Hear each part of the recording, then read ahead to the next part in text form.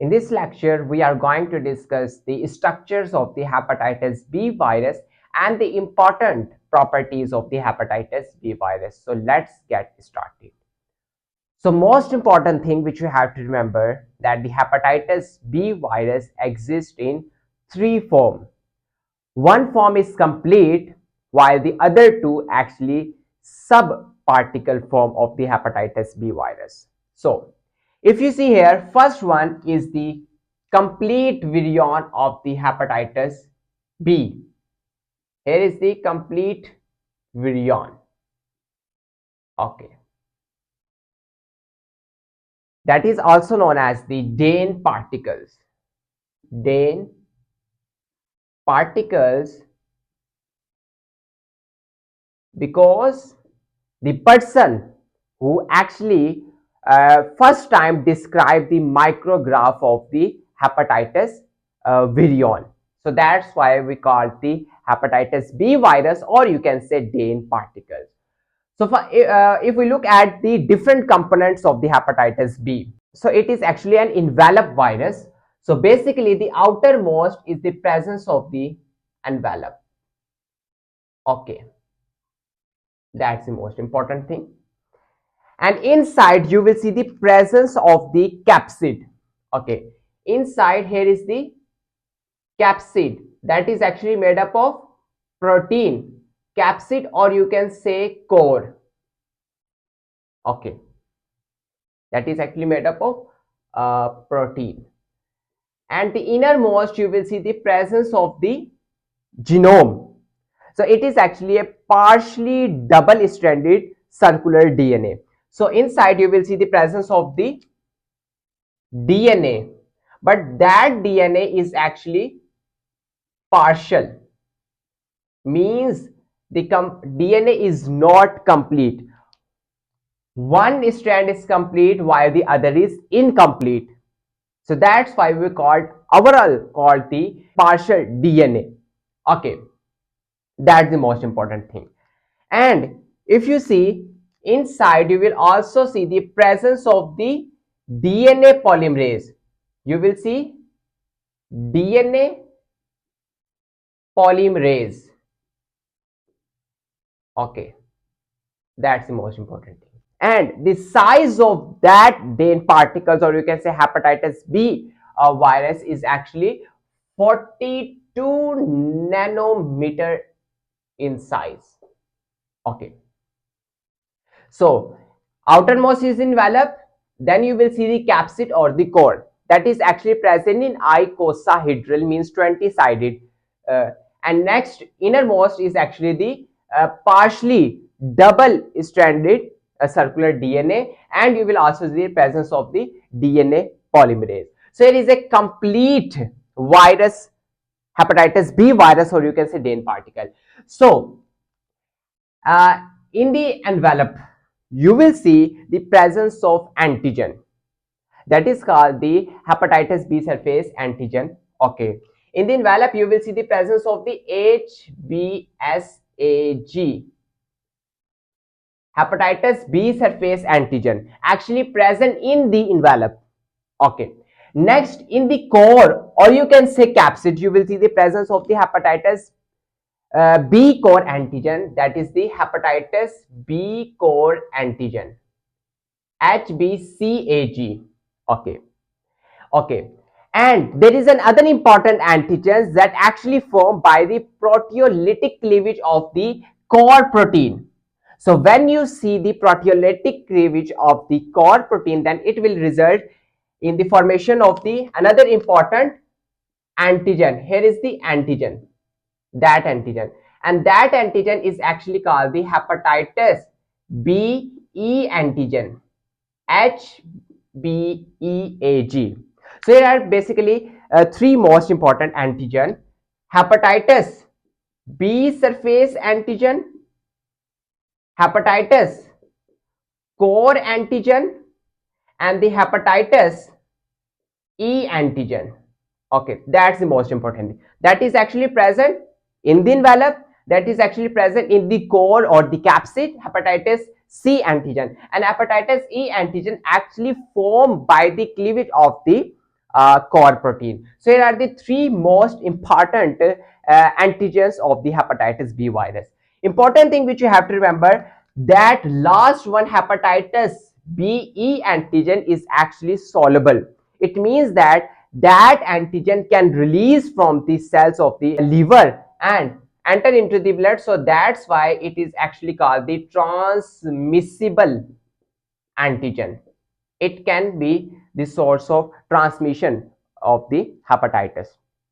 Okay, next two sub particles is actually, the first one is actually present in the sphere form, and second is actually present in the filament form.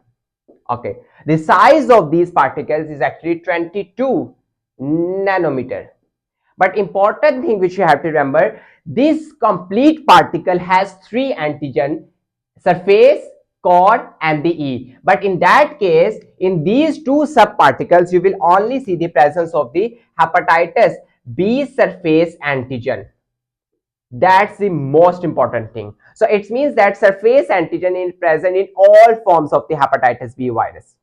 Okay, so that's why we prefer hepatitis B surface antigen in the diagnosis of the hepatitis that is actually caused by the hepatitis B virus. Okay, and important thing, that the sphere, or you can say filament, actually present in large amount as compared to the virion.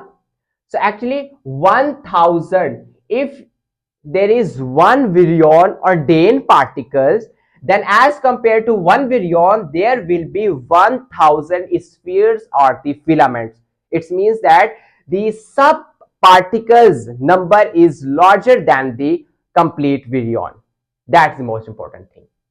Okay, if we look at the genes of the hepatitis B virus, so actually four most important genes. First one is the S gene. Okay, that will actually form the S antigen. S antigen. Okay, so it means that S antigen is actually a protein, because DNA having different genes convert into the messenger RNA, and then it will result in the formations of the different proteins. So final product of the DNA will be the protein. So in that case, S gene will form the S antigen, that is actually protein in nature. Okay, next is the C gene.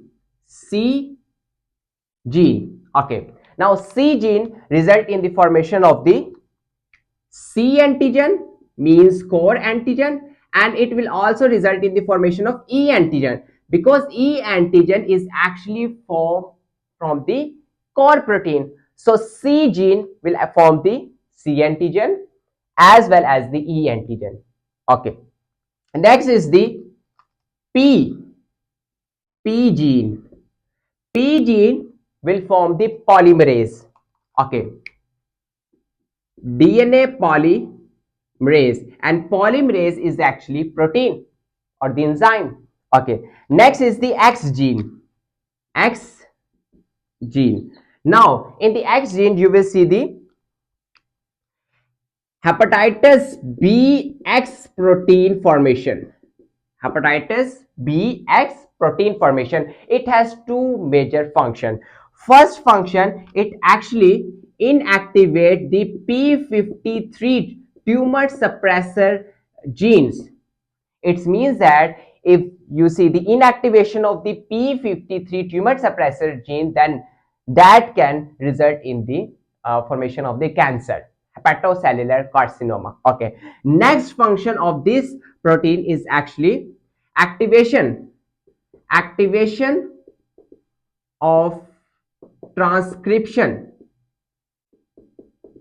of hepatitis B virus. It means that it actually activates the process of the messenger RNA formation from the DNA. So here are basically the two major functions of the hepatitis BX proteins. Okay, that's the most important thing. Next, if you see serotype. That's the most important thing. So in serotype, you will see we will categorize the hepatitis B virus on the basis of the hepatitis surface antigen. On the basis of hepatitis B surface antigen. Okay. So if you see, here are basically, there is actually the one antigen. One antigen can have more than one epitopes. Okay, so if I say here is the antigen, that antigen can have more than one epitopes. Okay, so similarly you will see the three different group specific antigen. So if I say here is the A, here is the D, Y, D, Y, and similarly you will see the W, R, W, R. So first of all, A, D, Y, D, Y, W, R, W, R. Okay, and in that case you will see the pair formation. A, first of all A, then you will see, you will add the D, and last you will add the W. Similarly you will add the A, Y, and the R. Similarly A, D, W, A, Y, R. So that's the most important thing. A will be present in all of them. Then you will add this side, and after that you will add the second side. So it will result in the formation of four most important serotypes of the hepatitis B. Four serotypes. Okay. Four serotypes of the hepatitis B. That is actually important epidemiologically. Okay. So next, why hepatitis is so specific to the liver? There are basically the two reasons behind it. First, if I say here is the liver, and inside you will see the presence of the liver cell. Okay, hepatitis B virus actually affect the livers because that the hepatocytes carry the specific receptors, sodium taurocholate, specific receptor sodium taurocholate, that actually bind the hepatitis B, and as a result you will see the entry of the hepatitis B virus inside the hepatocytes. That's the most important. Next, you see there is actually the transcriptional factors. Okay, here are basically the transcriptional factors present in the hepatocytes that actually involved in the transcription of the hepatitis B virus. So here are basically the two reasons: specific receptor, and second you will see that there are certain specific transcriptional factors that are actually present in the hepatocytes. So that's why hepatitis B virus mainly affect the liver, means hepatocytes. That's the most important thing. So this is all about the structure and the different components of the hepatitis B virus. If you still have any question, you may ask in the comment section. Thank you so much.